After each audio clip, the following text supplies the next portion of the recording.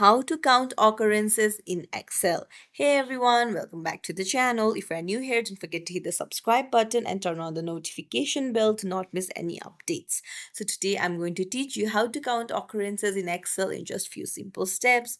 So first things first, make sure that you have your data and then go to the occurrence column and then in the cell type in equals to and then type COUNTIF, and then what you need to do is you'll have to choose the range. So drag it down and come up, and then on the formula put comma and then choose the month, and then close the bracket, and don't forget to put the dollar sign between A2 and A26. So you just have to tap on Fn and F4 together on the keyboard and the dollar signs will appear, and now hit enter.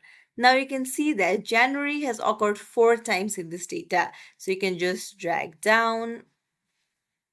So there you go. You can see the occurrence of all the months. So this is how you can count occurrences in Excel. If you found this tutorial helpful, don't forget to like and subscribe to our channel for more tips and tricks. Thank you for watching.